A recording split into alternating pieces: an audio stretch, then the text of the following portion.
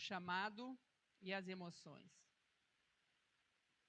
Ah, tinha que ser eu, né? Tinha que ser comigo? O senhor não chamou a pastora Bia, que ela é, expert nesse assunto? Acho que Deus tem algum propósito comigo nessa semana. Eu fui chamada para 3 palestras e as 3, mais ou menos, nesses assuntos. Então, é Deus tratando comigo mesmo. Não é com você, não. É comigo. O primeiro vaso que passa é o da gente, né? E eu quero ler com vocês Mateus 10.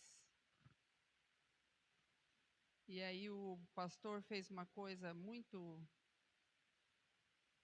Para mim, estou de boa aqui até amanhã cedo, mas ele falou, ó, você está com liberdade total, então vocês estão dentro d'água, vocês têm que orar aí para... Tá certo? Então você ore aí, porque para que a bênção já venha logo no início, né? Glória a Deus. Mateus 10, versículo 5 diz assim: Jesus enviou os 12. E aí eu quero dizer para você, Jesus enviou os discípulos. E aí eu quero perguntar para você, quem você é? Você é discípulo de Jesus? Sim? Sim ou não? Quem é? Levanta a mão aí, discípulo de Jesus. Quem é pastor aqui? Levanta a mão. Nossa, que medo de levantar a mão, gente. Quem é pastor? Levante a mão assim. Quem é pastor há mais de 10 anos? Levante a mão. Levante a mão. Pastor André, levanta a mão. Está com vergonha? Quem é pastor há mais de 5 anos? Tem 5 anos de pastorado aí. Ó, tem uns 2 aqui. Quem é pastor? Quem não é pastor, mas é missionário? É evangelista? Levante a mão. Não tem missionário aqui? Não tem aqui nessa igreja missionário? Nem na minha igreja? Não tem evangelista? Ninguém evangeliza aqui? Não tem líder de célula? Não? É líder de célula. Tem líder de célula aí? Levante a mão. Levante a mão, isso. Tem alguém chamado aqui para o ID de Jesus? Levante a mão. Quem é chamado aqui? Então eu tenho uma notícia para você. Você caiu lá na primeira pergunta. Quem é pastor aqui? Você não quer ser pastor. Eu sei que você não quer. Mas toda pessoa que tem o ID de Jesus... Você sabe o que é pastorar? Pastorear? Pastorar? A minha sogra tem uma expressão assim. Você está olhando as crianças e ela fala assim: você está pastorando, filha? Você está pastorando, você está olhando, você está cuidando, você está vigiando. Isso é ser pastor. Então, se você tem o ID de Jesus, você é pastor. Se você é discípulo de Jesus, presta atenção nessa palavra, porque é para você essa palavra. Jesus enviou os 12, diz, enviou a mim. Vai, fala aí. Jesus enviou a mim. Aí, agora sim. Vai ser uma noite de libertação, tá certo? Então, para a gente ser liberto, a gente vai ter que... É igual ferida, né? Você tem que tirar o curativo, né? Dói, passa, né? Sabe aquele processo, né? Então, essa noite é a nossa, né? Então, vai doer um pouquinho, vai ter que se mexer, tem que tirar o curativo, tem que tirar a roupa para tirar o curativo. Então, nós temos que se mexer para poder estar dizendo ao Espírito Santo de Deus: eu estou atento, eu quero, eu vou receber essa bênção, eu vim aqui para receber. Então, a bênção é minha, mas eu divido com vocês. Jesus enviou os 12 com as seguintes instruções: não se dirijam aos gentios, nem entrem na cidade alguma dos samaritanos, antes dirijam-se às ovelhas perdidas de Israel. Versículo adiante. Por onde forem, preguem essa mensagem: o reino dos céus está próximo. cure os enfermos, ressuscite os mortos, purifique os leprosos, expulse os demônios, vocês receberam de graça, deem também de graça. Esse é o chamado. Curar o enfermo, ressuscitar os mortos, purificar os leprosos, expulsar os demônios. Lá no 14.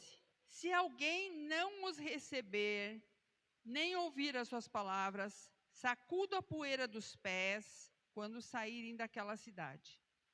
Eu lhes digo a verdade, no dia do juízo haverá menor rigor sobre Sodoma e Gomorra do que para aquela cidade. Eu os estou enviando como ovelhas entre lobos. Portanto, sejam astutos como as serpentes e sem malícia como as pombas. Agora pula lá para frente. No 21. O irmão entregará à morte o seu irmão, e o pai o seu filho. Filhos se rebelarão contra os seus pais e os matarão. Todos odiarão vocês por minha causa, mas aquele que perseverar até o fim será salvo. Quando forem perseguidos num lugar, fujam para outro. Eu lhes garanto que vocês não terão percorrido todas as cidades de Israel antes que venha o Filho do Homem. O discípulo não está acima do seu mestre, nem o servo acima do seu senhor. Basta ao discípulo ser como o seu mestre, e o servo como o seu senhor. Se o dono da casa, que é ele Jesus, está falando dele, se o dono da casa foi chamado de Beelzebu, quanto mais os membros da família, que somos nós. Então, se Jesus foi chamado de demônio, quanto mais nós que somos irmãos de Jesus também vamos ser chamados. Feche seus olhos, Pai, que o Senhor venha de encontro à nossa necessidade, de encontro ao coração de cada pessoa aqui, que o Teu Espírito Santo esteja fluindo livremente através das nossas vidas. Abre a nossa mente e o nosso coração, porque queremos Te ouvir e Te receber, em nome de Jesus. Amém. Nós somos todos seres emocionais, somos. Desde que o mundo é mundo, uns mais, outros menos. Uns são mais eufóricos, outros são mais, que a gente fala, né? É mais chorão. Um é mais emoção, outro é mais razão. Mas mesmo aquele que é mais razão, ele é emocional. Só que ele não demonstra tanto, né? Então, nós somos seres emocionais. A emoção, ela é fruto do nosso pensamento. Nós pensamos e nós podemos fazer o seguinte do pensamento, nós podemos rejeitar aquele pensamento e dizer, isso é bobagem, continuar. E podemos continuar pensando, remoendo aquele pensamento até trazer para o coração. E aí essa emoção, geralmente esse tipo de pensamento é pensamento ruim, de algo ruim que aconteceu, e você traz ao seu coração e aloja ele aqui. E aí essa emoção é uma emoção difícil de lidar. Tem as alegrias, né? Alegria do novo convertido. Alegria do primeiro amor, eu vou ganhar as almas para Jesus, toda a minha família, e eu, glória a Deus, e agora eu só quero Deus. Essa fase é a fase mais linda, né? A fase que a gente acabou de nascer, e Deus me deu eu plantei lá um pé de uva, e Deus me deu até um estudo sobre a tal da parreira da uva. Ela morre inteirinha, né? Ela morre inteirinha e aí tem o dia certo que você poda ela, tira. Só que quando ela nasce o broto, nasce junto com o cachinho, desse tamanquinho assim. Então você vê aqui, quando você nasce que você já traz o fruto, já é aquela alegria, aquela coisa mais linda, né? E aí, só para dar um spoilerzinho para você, de tempo em tempo precisa podar, né? para poder dar mais fruto, para poder dar outros frutos, né? Então, mas o estudo não é sobre isso, só para você entender o primeiro amor. O primeiro amor acabou de chegar. Só que aí, a gente, no primeiro amor, aí a gente ainda não está maduro, né? Não está trabalhado no caráter, não está ainda, né, prontinho, e aí você faz muita bobagem, porque aí você não quer cuidar, aí você ganha a alma e você traz para o pastor, traz para a pastora, e você cuida aí, não quero saber disso não. Cuidar de vida dá muito trabalho, eles ligam toda hora, eles choramingam toda hora é briga de casal, dá uma trabalheira lascada, você que tem discípulo aí, você sabe como é que é. E aí começa as crisezinhas de alma da gente, né? Aí aquele que você preparou e foi e tal, e de repente ele não quer mais. E aí você começa com aquela crise. Por que ele não me quer mais? Por que ele não atende o meu telefone? Por que ele não suporta mais a minha voz? E aí você acha que o problema é com você. O problema não é com você. Quando ele rejeita Jesus, ele rejeita Jesus, e você simboliza Jesus. Então, ele não está rejeitando você, ele está rejeitando Jesus, ele está trocando você pelo mundo. Não, não é você. Não é a igreja, ele está trocando Jesus pelo mundo. Ele não entendeu isso ainda, mas você também não, e você precisa entender isso. Então, muitas dores nossas, a gente sofre desnecessariamente. Muitas, muitas, muitas. Sinto te informar. Por causa da imaturidade. Se a gente, né? E mesmo agora, burra velha, né? Eu ainda continuo sofrendo, porque a gente parece que nunca está preparado. Parece que o golpe, eu falo que a estratégia de Satanás é a mesma. Mas a gente não reconhece, porque usa uma cara diferente, usa uma estratégia diferente e a gente cai. E a gente volta a se ferir, a gente volta a se magoar.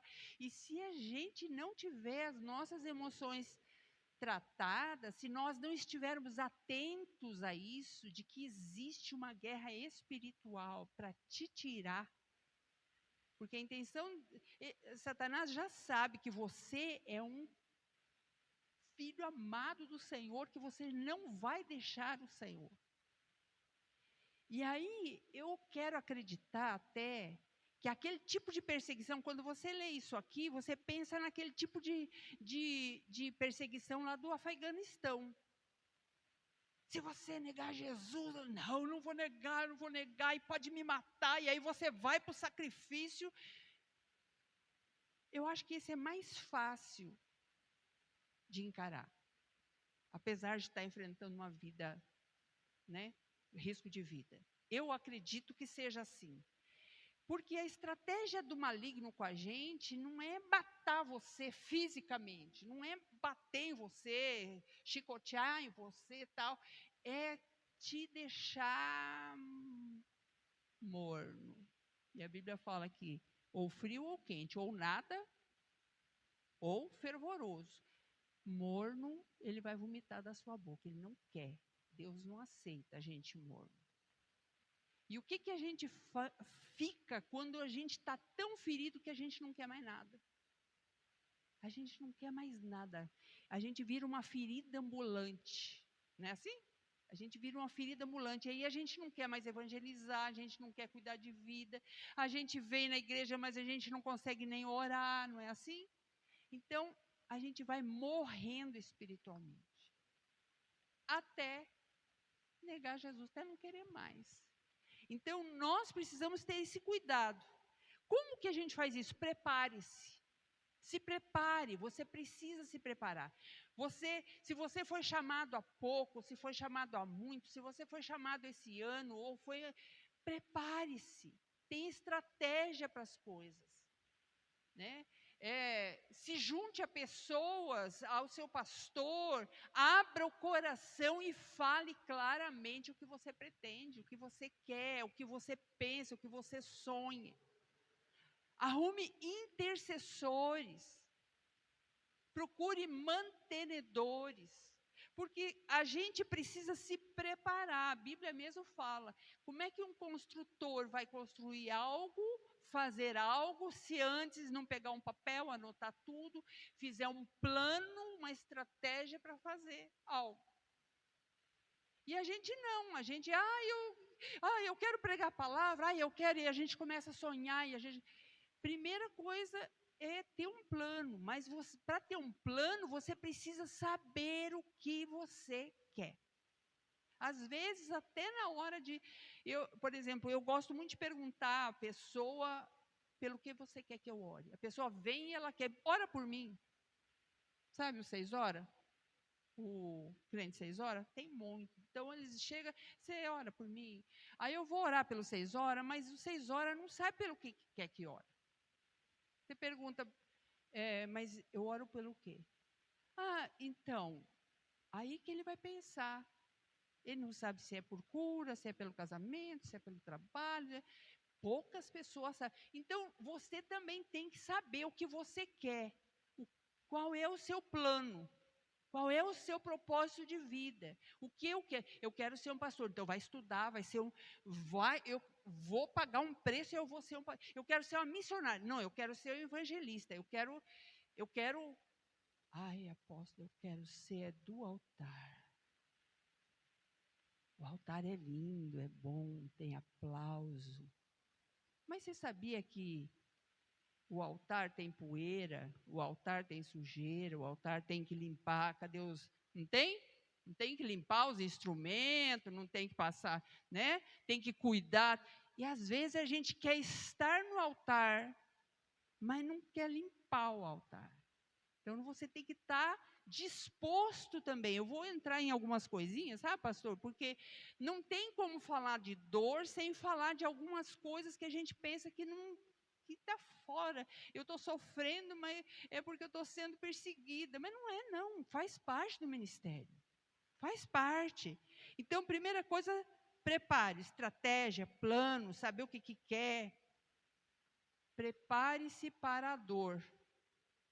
O próprio Jesus falou.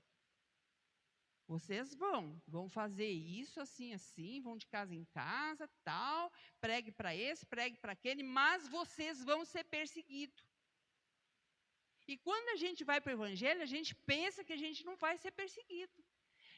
Não, imagina, né? A minha família não entende, eu até entendo que eles não entendem, então deixa eles de lado lá, tal, eu não vou no aniversário, eles também não vêm no meu, e está tudo de boa. Mas não é assim. Às vezes a gente pensa que a perseguição é lá no Afeganistão, mas às vezes, né, a rejeição está do seu lado. Às vezes, não é só na parte do discípulo, às vezes é o irmão de equipe que está enciumado. Às vezes, são situações que acontecem. Você quer ver uma coisa? A maioria das pessoas, eu não estou julgando ninguém, eu creio que aqui não tem ninguém, porque aqui só tem chamado, porque esse congresso aqui é de chamado. Então, só vem chamado, só quem é chamado mesmo, só quem tem, e quem é crente é que tem chamado. Mas a maioria das igrejas estão cheias de pessoas que não são convertidas. Elas vêm e ficam e ocupam cargos por causa de relacionamento. Porque elas se sentem aceitas. As pessoas gostam dela, ela gosta da turma, ela faz amizade. Tem lugar mais aconchegante do que a igreja? Não tem, gente. Escola é assim? Não. Trabalho é assim? Imagina, trabalho é um que quer passar, né, na frente do outro, para pegar o cargo do outro. A igreja não. Igreja é um lugar onde todo mundo é amoroso. Então, tem muitas pessoas na igreja e você não se deu conta disso aí. Tem muitas pessoas na igreja que não são convertidas E na hora das coisas, de delegar as coisas, de fazer os programas, de fazer a carne aflora e vai. E aí tem a crítica, tem a fofoca, tem o fuxico, o futrico e toda essa corrente aí. E aí a gente não imagina e sempre tem uma língua boa que vem te contar, uma amiga, um amigo do peito que vem te contar. E aí não é só o discípulo que não quer mais fazer célula, ou que ele não quer vir pós-pandemia, ou porque ele está em pânico e você tem que entender. Mas é aquele irmão que está ali contigo, abraçando e tal, e você chama ele de irmão, mas ele não é irmão. E muitas vezes a gente acha que é irmão, mas não é. E aí a gente é ferido, mas como é que pode dentro da igreja, na própria igreja? E nós vamos assumindo situações, nos ferindo, nos magoando, nos entristecendo. E eu vou falar para você, é muito complicado. Você tem que estar preparado. Você precisa saber que muitas dores são por imaturidade da gente, por infantilidade. Quer ver uma coisa? Você precisa ser educado. E às vezes a gente esquece da parte educado. Ou às vezes a gente não se dá muito conta. Por exemplo, a gente precisa ser respeitoso com as autoridades. A gente precisa ser respeitoso com o prefeito, com o presidente. Não estou falando de política, estou falando de educação. Pela hierarquia. Eu preciso ser educado, respeitoso, atencioso com o meu pastor. Então, isso são questões de educação. E às vezes a gente vem de uma família onde tanto faz. Você, por exemplo, tem que ser educado com o seu líder, com o professor, não é assim? Com o professor. Você trata o professor de uma faculdade, por exemplo, da mesma maneira que a gente trata os colegas? Não. E às vezes, dentro da igreja, a gente trata todo mundo por igual. Ah, eu sou assim mesmo. Ah, eu falo mesmo. Então, tem muitas coisas que a gente sofre porque a gente, infelizmente, às vezes a gente ultrapassa certas coisas. Outros tipos de sofrimento e dor vêm por algumas situações que Deus permite na nossa vida para amadurecimento. E eu reconheço que eu passei por muitas situações que me lapidaram. Algumas por infantilidade minha, muitas por imaturidade. Sofri muito da minha vida por imaturidade, por de falar, meu Deus, fica indignada com situações, chorar desesperada. E hoje eu olho para trás e falo assim, mas também, né, Norminha? Você pisou, você era grosseiro, você era... Não vou falar minhas coisas para você, senão, né, você não vai nem... Mas você sabe que quando você olha para trás, você vê que você... Poxa vida, com o decorrer do tempo, você podia ter agido daquela maneira diferente. Naquela situação, podia ter ouvido. Naquela outra, então, muitas dores a gente mesmo provoca. E Deus permite até para que você amadureça, para que você... E as dores, elas trazem, né, maturidade. E às vezes a gente até precisa delas, né? Mas que bom se a gente... Quando você supera, por exemplo, uma traição, rejeição, traição de discípulo, como que você supera essas coisas? Você tem que ser tratado, você tem que estar preparado, que você vai passar por isso. E mesmo sabendo que você vai passar por isso, você não está preparado ainda. A dor, ela prova o seu chamado. A pessoa que passa por dores e ela desiste,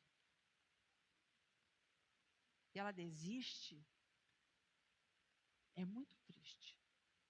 É muito triste. Porque aí é como se o inimigo tivesse ganhado a luta.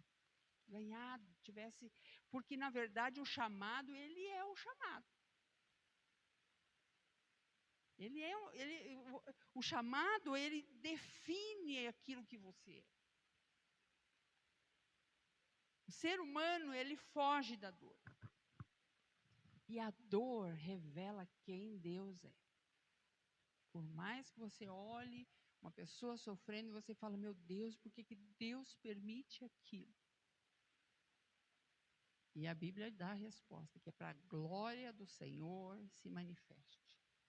De alguma maneira, a glória do Senhor vai se manifestar.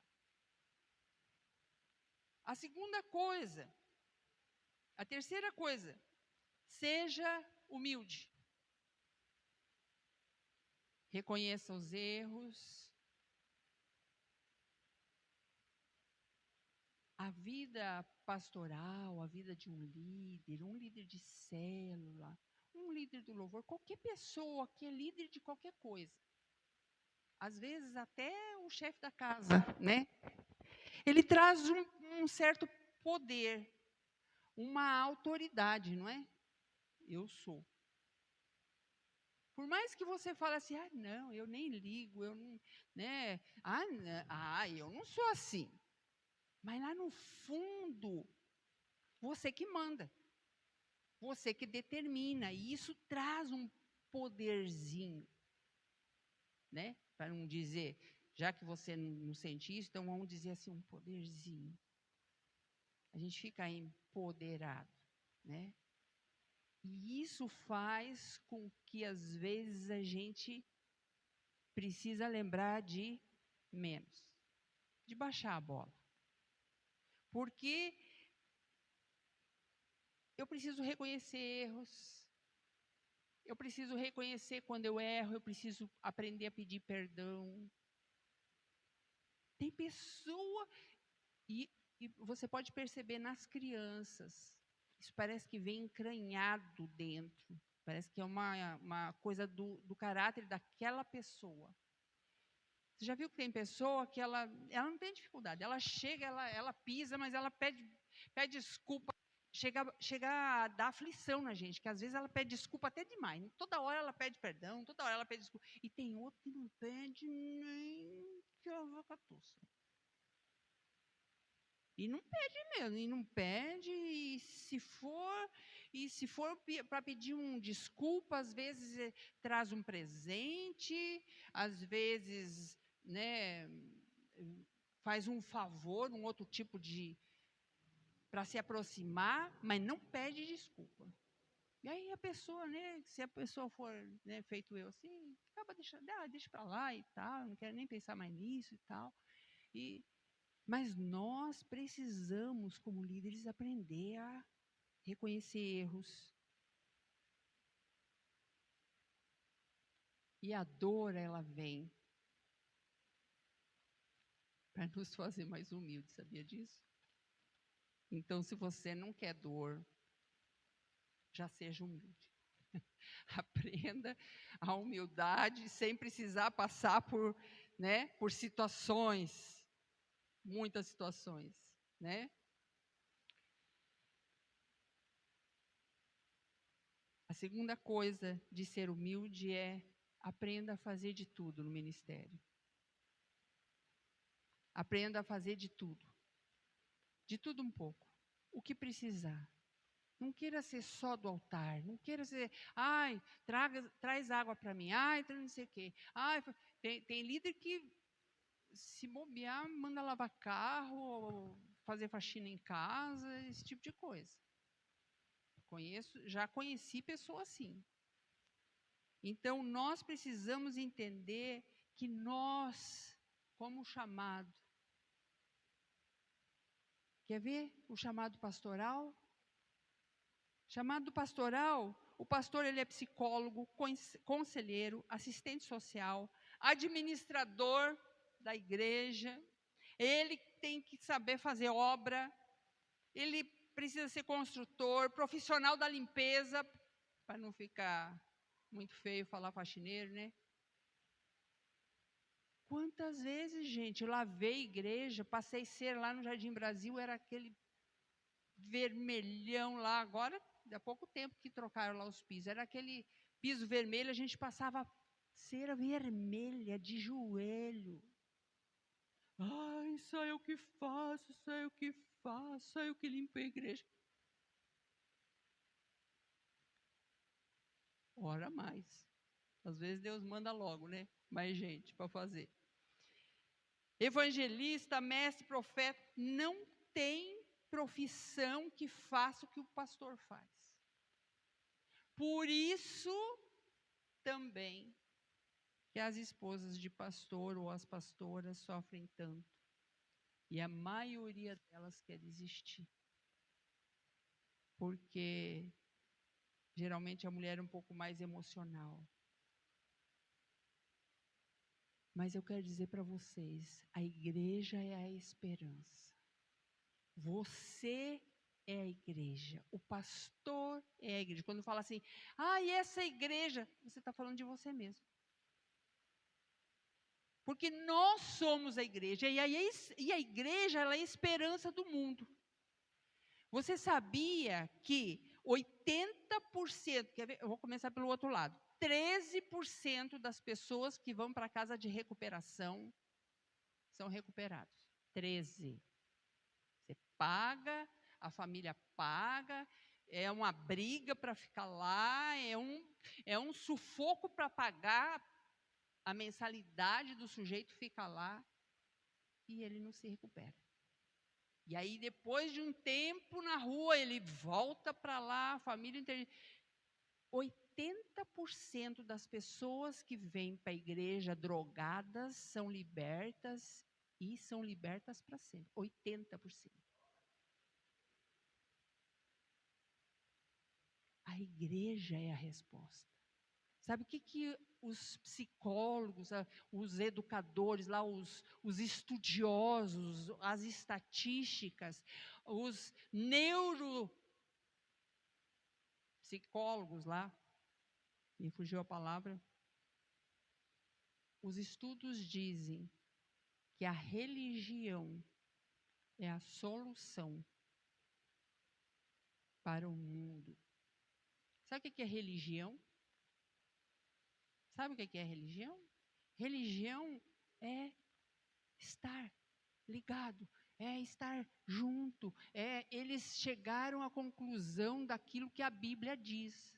Se você praticar a Bíblia, se você praticar princípios, se você se envolver, relacionamento, né? Começa lá na relacionamento, consolidação, aperto de mão, abraço, é a solução. É a solução para o mundo. Então você é a solução, você é a resposta. Então nós precisamos estar curados. E a estratégia de Satanás é nos ferir para te parar. Então o que fazer com com esse sufoco todo? Rejeição, fofoca, raiva, indignação. Se você não teve nenhuma dessas situações, tristeza, desistência, depressão e até síndromes, né?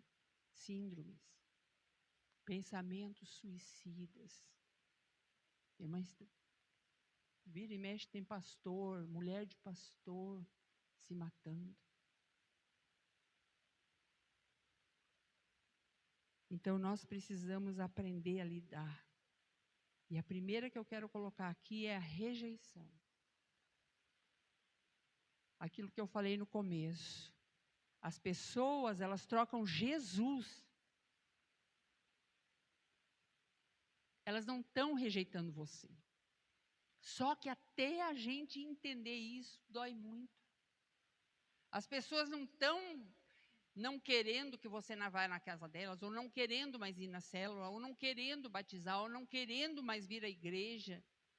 Elas estão trocando, o pastor falou, área de lazer, a festinha, o restaurante, vai no shopping, vai em tudo quanto é lugar.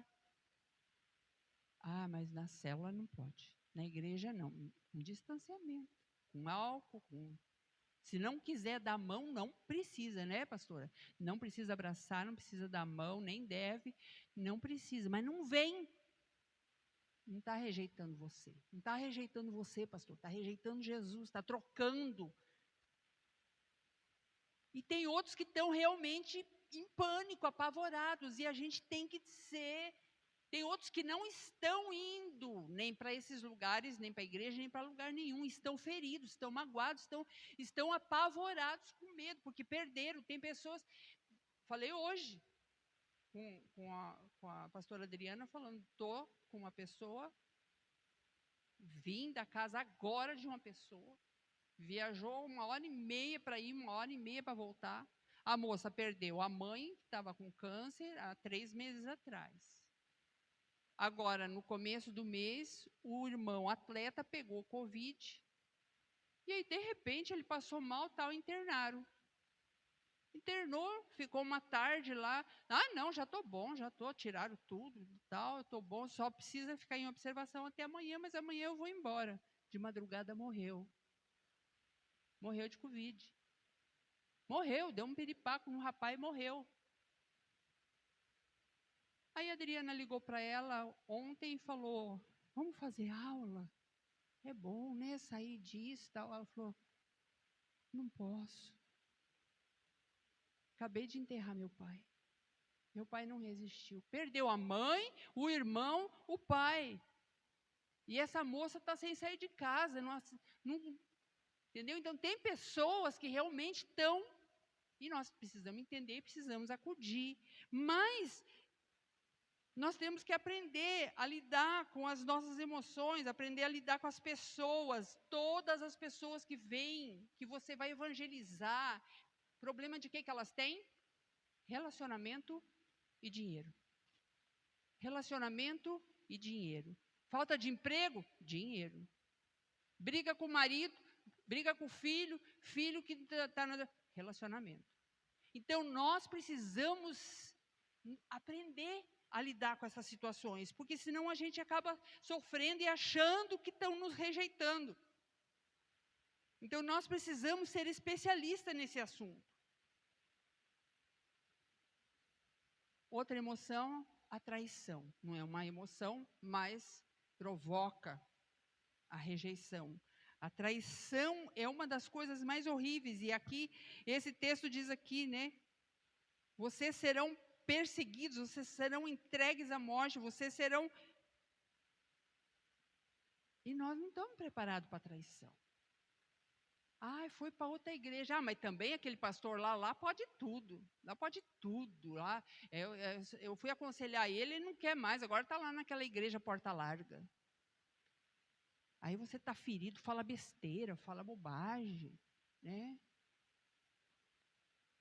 A traição, ela é terrível.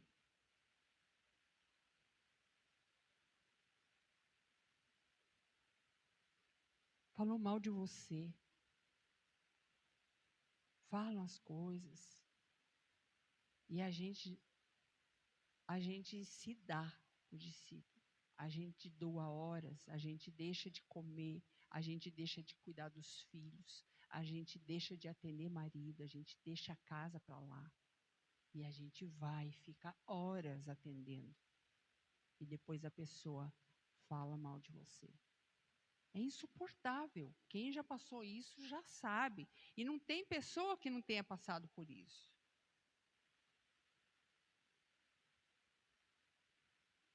Nós precisamos aprender a fazer novos relacionamentos. Nós precisamos aprender a digerir as situações, perdoar e entregar para Deus. Sabe aquilo que diz aqui? Não quer, traiu, não quer, sacode. Sabe o que significa sacudir o pó? Eu não vou levar nada daqui, não quero nada. Não quero bênção, não quer a bênção, também não vou nem levar maldição, não vou levar nada. Nem traição, nem coisa nenhuma, nada do que falou. Sacudo e parto para outra situação. Ah, mas não é fácil, né, gente? É fácil falar, é fácil, né, pastora? É fácil falar. Mas lê a carta de Filemão. Filemão é Paulo falando com Filemão. Filemão era um cara de posses e tinha um servo chamado Onésimo. E ele deve ter aprontado alguma e mandou junto com Paulo. E Paulo foi preso e o servo foi preso junto com ele. Só que como ele não tinha nada a ver com a história, ele ficou ali e Paulo então ficou evangelizando, ganhou Onésimo para Jesus, mas já era evangelizado. Filemão já tinha evangelizado. E aí Paulo escreve uma carta falando para Filemão: Filemão, assim como você tem amor por mim, né? Eu podia mandar em você, porque eu sou seu pastor. Eu podia mandar, mas eu quero te pedir. Eu estou mandando Onésimo de volta. Recebe ele. É igual um crente que de repente tenha ido lá para a minha igreja, sabe? E aí você fala assim, eu pego e falo assim, né? Pastora Érica, recebe a Maricota de volta? Naquela época ela não estava muito bem tratada, mas agora, ó, já ensinei, já está discipulada, agora vai ser bênção. Aí você fala assim, eu não quero, magoei aquela época, ela vai aprontar de novo, não quero. Mais ou menos isso que aconteceu com Paulo e Filemão. Então, nós precisamos aprender que, às vezes, a pessoa não foi bênção num lugar porque ela era imatura, mas depois de um tempo, ela passa a ser bênção.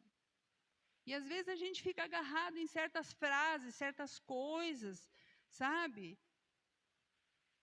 Nós colocamos a nossa esperança, às vezes, em pessoas. A nossa esperança, às vezes, em ministérios. Às vezes, a gente coloca numa instituição. Coloca a nossa esperança. A nossa esperança precisa estar firmada e confiada em Deus, porque as pessoas decepcionam, as pessoas erram até porque elas estão num processo diferente. Às vezes, por exemplo, quantas coisas o pastor André, por exemplo, precisa ainda aprender? Você não precisa aprender coisas, pastor? Tem coisas que a gente não passou. Depois que passou, você passa a agir de outra maneira. Então, às vezes, aquela situação, a pessoa não estava preparada, nunca viveu aquilo.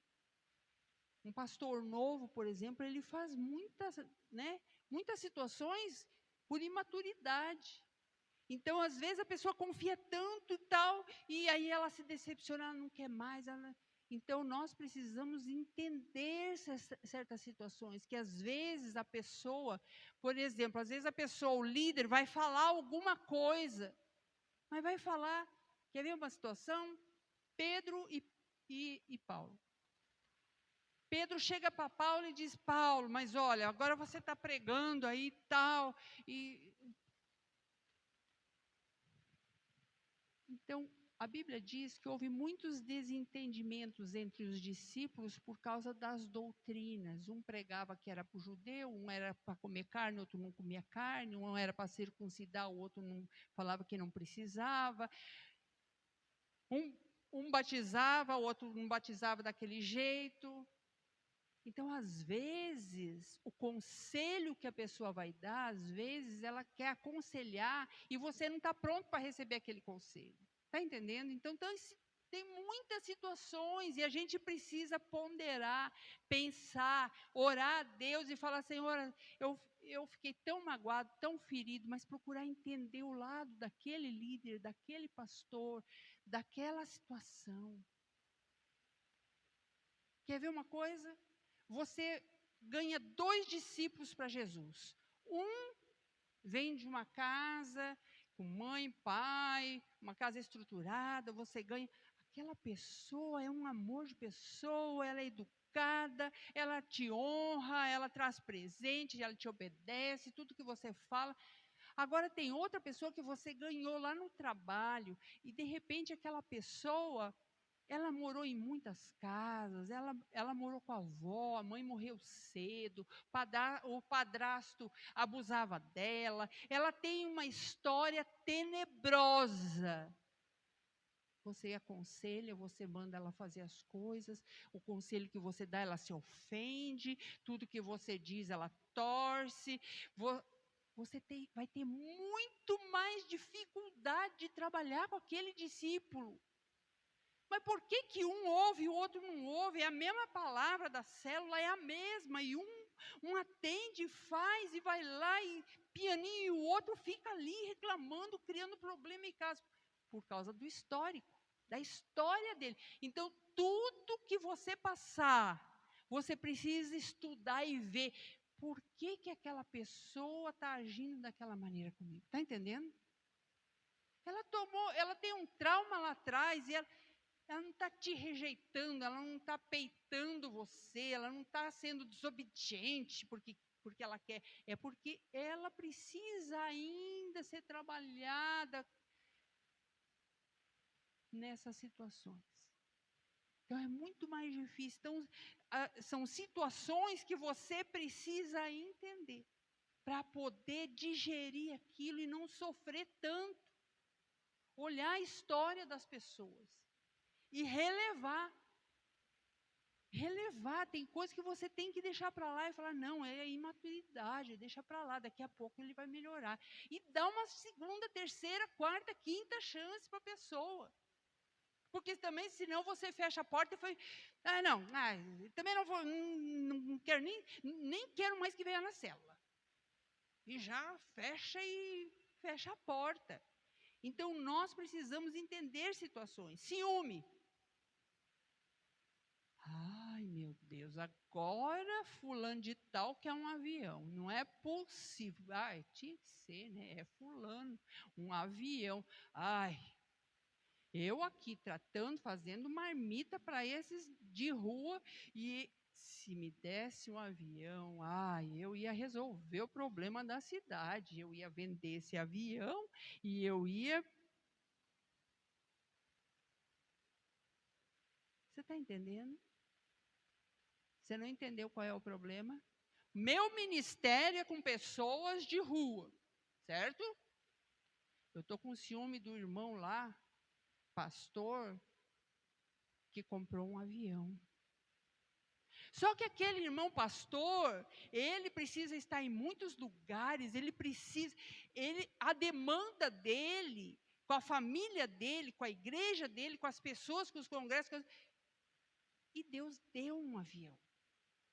E o irmãozinho da marmita, ele ia vender o avião para comprar. Então, Deus dá o recurso conforme o seu chamado. Nós não podemos... Glória a Deus, abençoa o irmão que ganhou lá. E vamos orar para ter mantimento aqui, fazer campanha e continuar o nosso trabalho. Aquele irmão lá agora está esnobando a igreja dele. Botou mármore, botou não sei o que tem, fez até uma firula lá. Imagina que precisava tudo aquilo. Se Deus mandasse uns crentes daquele para cá, que no céu me dei. Mas eu ia fazer. Que Deus abençoe aquela igreja. Que coisa linda. Eu passo com o pastor, às vezes a gente passeia, né? Que lindo. Você é da igreja da colheita, do pastor Carlos? Que linda que está ficando aquela igreja. A gente bora pertinho ali, passa sempre a nossa rota. Que linda. E o ar. Tenho que me alegrar com as pessoas. Não posso ter ciúme do outro ministro. Arrumou um carrão. Quem me dera ter. Aí fala, né? Aí fala do pastor, e fala, e do carro, e da roupa, e dos filhos. Olha lá, está falando que não tem oferta, mas olha lá, o dízimo está no tênis do menino, que é de marca. Gente, as coisas absurdas que se fala, sabe, as coisas absurdas que as mulheres de pastor, as pessoas ouvem, os pastores ouvem, só continua quem faz por amor. Se você fizer por amor, você não vai dar importância. Você vai sofrer, mas você vai continuar fazendo. Quer ver? Quem tem filho aí pequeno? Teve filho pequeno de fralda? Levanta a mão. Isso. Trocou fralda? Trocou cocô? Quantas vezes? Inúmeras vezes. Diarreia, noite em claro. Agora você chega na igreja e fala assim: ó, meu filho ali, ó, então, ó, gastou milhões, não sei, fralda e fez, aí os cocô que ele fazia. Deus me livre, ô fedor, eu quase desmaiava. Você nem lembra. Por quê? Porque você fez por amor. Tudo que você faz por amor, você não lembra mais. E você olha e você vai continuar ajudando. Seu filho cresce, você continua ajudando. E você não fica expondo seu filho. Ai, fulano, olha lá. Meu filho, ai, faz isso para mim. Ai, faz aquilo. Se fizer, você engole, ninguém sabe. Porque é por amor que você aguenta as coisas do seu filho. E o discípulo é a mesma coisa. Faz mal feito, não faz, pastor? Faz mal feito, faz as coisas. Você engole em seco, chama, né, pastora Vanderleia? Chama para uma conversa, põe cara a cara, bota o pingo no i e respira fundo e continua. Faz o que tem que fazer e administra as suas emoções.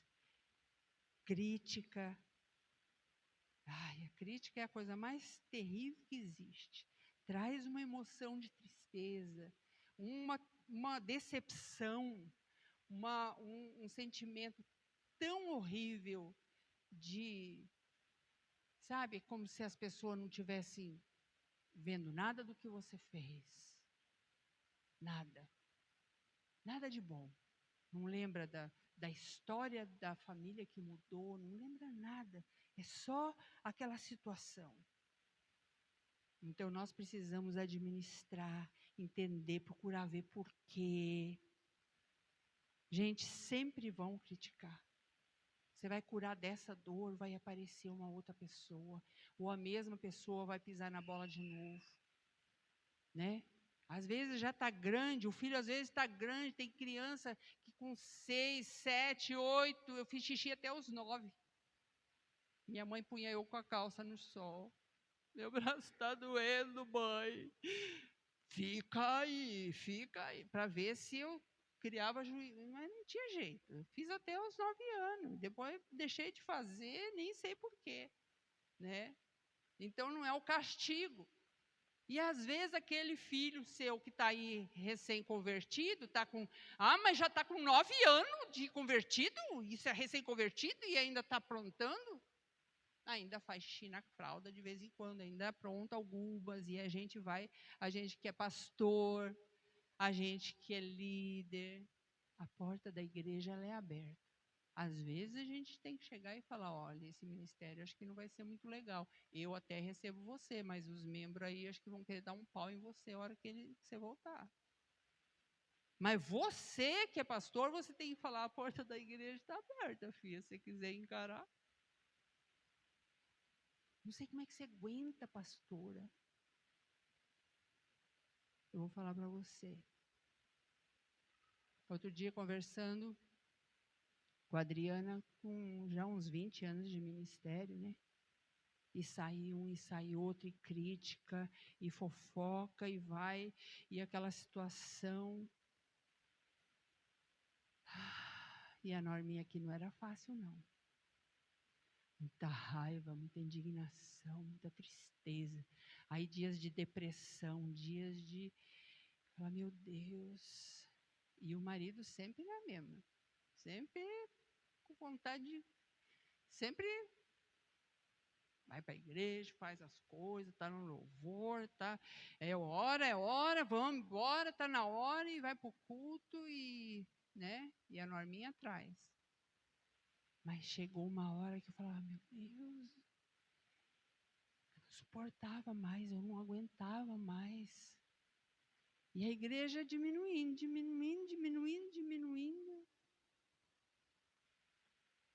Mas você sabe por que eu estou aqui? Falei para a Adriana esses dias, nós conversando, nas férias agora. E, meu Deus, eu não lembro quando foi que assim que se teve alguma. Ela falou, mãe, você não lembra, mãe, pelo amor de Deus. Quantos jejum que você fez de 40 dias, comendo uma vez por dia? Quantos jejum de líquido de 21 dias? Quantos jejum de 7 dias? Quantas tardes nós ficávamos lá? Você orava 8 horas por dia em línguas e orava, e você só fazia sinal para a gente que você estava orando, e você fazendo serviço e orando, e trabalhando e orando. E aí eu quero dizer para você, estou falando isso para você, para dizer assim, olha como ela orava, não. Foi por causa disso que eu consegui vencer. Quando ela falou isso para mim, eu falei, meu Deus, está aí a resposta. Está aí a resposta de como se vence. Está aí a resposta. Viu, pastor? É orar. É orar, é orar, é orar, é orar, é orar. Você sabe por quê? Às vezes a gente fala assim, estou tão cansado, eu precisava de umas férias, eu não quero mais. Né? Às vezes eu brincava com o Jacó e falava assim, não quero mais brincar disso não. Vamos passear, vamos para a praia. Aí eu quero falar para você, você vai para a praia e volta mais cansado. Você vai para qualquer lugar e volta mais cansado. Sabe o que te refrigera? Orar em línguas. Ora em línguas, ora após hora, após hora. Teu espírito, o que a Bíblia diz? Edifica o seu espírito. O jejum, ele mata a nossa carne. O jejum não é que move a mão de Deus, move a sua carne. Quebra a sua carne, te torna mais sensível. E é só assim que você vai vencer, porque essa guerra, ela é contra a sua carne, contra as suas emoções, contra você mesmo. Uma festa que o inimigo faz aqui na sua cabeça, e você vai agasalhando no seu coração, e vai se fechando, e vai se fechando. E aí você não quer mais orar, e você não sente mais a presença. Quanto mais triste você ficar, mais você tem que orar. Conforme você vai ficando aflito, conforme você vai ficando com crise de ansiedade, você tem que levantar pelas noites afora e sair orando e orando e orando. E não pensa que no outro dia você vai morrer de sono, não, porque você não vai ter sono, porque você estar na presença de Deus te renova, e de manhã você tem um pique, que só Jesus na causa. Fala, como é que ela faz esses negócios tudo? Sangue nos olhos. Oração. É a oração, com oração que você vence. A oração, ela é o combustível para o carro andar. É ou não é? O que você põe no seu carro para ele andar? Se ele estiver lá sem gasolina, sem álcool, sei lá o que ele, né, que você tem que pôr nele. Se ele tiver sem, você não anda. O crente é a mesma coisa. Se você não tiver combustível, e a Bíblia fala, eis que vos dou poder para pisar serpente e escorpião. Agora, se você não tem gás para andar, que poder é esse? Da onde vem o poder? Da oração. Sem oração você não anda e não cura o enfermo. Sem oração você não expulsa o demônio. Sem oração você não é cheio de poder. Sem oração você não vai a lugar nenhum. Sem oração você não vence a carne, você não vence seus sentimentos. Sentimento é carne, é alma. E a alma não se converte. Sabia que a alma não se converte? Você tem que falar para ela sempre. Não, não é bem assim. Espera aí. Você não pode sentir isso, Norminha, porque, né? E eu estou terminando. E eu quero dizer duas coisas. Como você faz para prosseguir? Como você faz? Todo mundo sabe aqui. O BNA está aqui, outros estão aqui que não são do BNA. Muitas pessoas saíram agora na pandemia. Muitas pessoas saíram da igreja antes da pandemia. E muitas pessoas saíram pós-pandemia. E outros não querem vir agora, depois da pandemia. Como você faz, pastor? Como você faz para não morrer, para não parar? Não vou mais, nunca mais, eu já parei. Parei várias vezes. Fiquei de cama, com depressão, até que eu entendi. E pensar,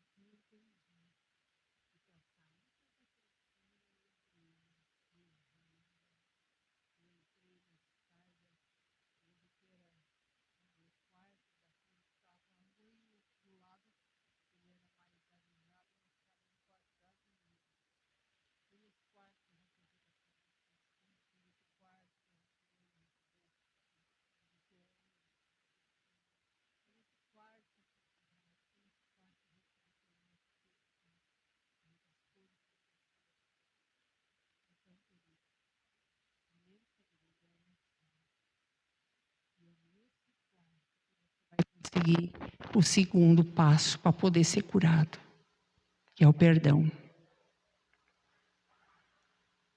Eu perdoo, mas também não vou falar mais com ele, porque, Jacó perdoou, mas não andou com Esaú. Você que sabe. Você que sabe. Mas se você é um pastor, se você é um id, se o Senhor te chamou, você vai deixar para Deus decidir se essa pessoa vai andar com você de novo ou não. Você vai perdoar. E eu quero te convidar você a ficar em pé. Eu quero pedir que os pastores se posicionem assim na lateral. Eu sei que você, pastor, está sendo curado, mas se posiciona na lateral. Pastores, Kleber, Vandeleia, se posiciona na lateral. Feche os seus olhos. Feche os seus olhos. Às vezes a pessoa fala, estou tão cansado. E eu sei que aqui tem pessoas que estão cansadas de levar na cabeça, de fazer, de falar, não, eu vou só apoiar, eu vou só ajudar, eu não vou mais encarar de frente. Feche seus olhos. As pessoas às vezes cantam lá, os jovens cantam lá, né? Deixa queimar, deixa queimar, deixa queimar. E eu fico pensando, meu Deus, será que eles têm para queimar? Deixa queimar o quê? Carne? Tomara que seja carne. Quando é para queimar, queimar é o óleo do Espírito. É poder para andar, para fazer. E para ter esse poder, você precisa ser cheio do Espírito Santo de Deus. Eu quero que você primeiro faça uma oração e peça para o Senhor te dar força para você perdoar situações. Para perdoar, querido, é igual criança. Você sabe que tem que escovar o dente e não gosta. Você sabe que tem que tomar banho e não gosta. Você sabe que tem que fazer certas coisas e não gosta. E perdão é assim. Você sabe que tem que fazer. Então não fica relutando, não fica esperneando. Não, mas. Decide logo para não sofrer. Diz para o Senhor, Senhor, eu não consigo, mas eu quero. Se você falar isso para o Senhor vai fazer. Pode pôr uma música para mim, bem baixinho. Eu quero que você ore e coloque diante do Senhor situações que estão aí. Eu sei que o Espírito Santo falou com você. Talvez pastores, talvez ministério, talvez discípulo, talvez pessoas que te feriram com palavras, com situações, com arrogância. Oh, Jesus! Oh, Jesus! Eu te peço, Senhor, que o Senhor venha agora, Senhor, trazendo força, Abre, Senhor, nosso coração para que nós possamos liberar essas pessoas. Pessoas que nos feriram, pessoas que nos magoaram. Quantas situações, às vezes até o próprio marido, o próprio filho, como diz a tua palavra, Senhor, que o próprio filho, o próprio marido, o próprio parente, muitas vezes nos entregou à morte espiritual. Não foi por morte física, mas foi para a morte espiritual, com conversas, com situações. Oh, Jesus. Oh, Jesus, que nós possamos perdoar, Senhor, a humilhação. Oh, Jesus. Se você conseguir, diga o nome, diga na sua mente. Se puder apagar um pouquinho a luz aqui, diga o nome.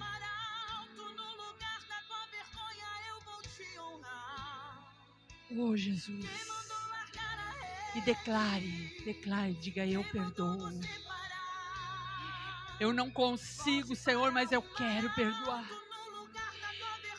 Querido, passado é morto, passado não existe mais. Passado é morto e morto fede. Se você não enterrar o morto, vai ficar fedendo na sua vida, você vai ficar cheirando carniça pro resto da sua vida. Você vai ficar andando e lembrando daquela carniça, porque o cheiro vai te acompanhar por onde você for. Enterra esse passado, enterra essas situações, pessoas que te humilharam, pessoas que mentiram, pessoas que elas não fizeram para você, elas fizeram para Jesus. O Senhor tem te chamado, Ele tem te chamado, Ele vai te capacitar, Ele vai te fortalecer, Ele vai preparar. A palavra do Senhor diz que a restituição vem. E quando o céu libera, nós precisamos entender isso. Às vezes o dia da nossa maior dor, que é igual no dia da morte de Jesus, o dia do maior sofrimento dos discípulos, foi o dia da maior festa lá no céu. Porque quando Jesus morreu, Ele venceu para nos libertar de todas essas situações. E os discípulos estavam lá chorando, mas o céu estava em festa. E hoje você está chorando aqui, mas Jesus já venceu. Ele já venceu todas essas situações, toda essa opressão, essa humilhação que você passou, essa traição. Oh, Jesus, eu quero que você comece a orar em línguas. Se você ora em línguas, se você não ora em línguas, pode vir para frente aqui, que algum pastor vai se aproximar, estender a mão. Não precisa tocar não, viu, pastor? Só estender a mão e você vai ser cheio do Espírito Santo. Você daqui para frente, você vai lembrar disso. Você começa a orar em línguas, comece a declarar a presença do Espírito Santo, comece a chamar e dizer: Senhor, me enche do teu Espírito, eu quero sentir a tua presença novamente. Eu quero, Senhor, que o Senhor me encha do teu Espírito. Comece a orar, querido, comece a orar, levante a sua voz, comece a orar em línguas, comece a adorar o Senhor. É na adoração, é no renovar dos dons, é que o Senhor nos enche do seu Espírito, é quem enche de combustível, para que você possa ter força para prosseguir. Oh, Senhor, tem alguém aqui que não é batizado no Espírito Santo ainda? Pode vir para frente aqui, que eles vão estender as mãos sobre você. Se você já é batizado no Espírito Santo, comece a falar em línguas, comece a adorar o Senhor, levante suas mãos, faça algum gesto para que o Espírito Santo, para que os céus entendam, para que os anjos vejam que você está recebendo. Comece a declarar: eu estou recebendo. Oh, Jesus, oh, Ramalaheri Andalaias, enche este lugar, Senhor, enche este lugar. Vem, Espírito Santo, e sopra sobre essas vidas. Enche do teu Espírito, Senhor. Ramalaheri Andalassori Cantalaias, Ramalaheri Andalaquecarawalassori Andalaias. Oh, ramalaheri andala, que carawala sori andalaias. Ramalaheri andala sori andalaias. Oh, Jesus, nós te adoramos.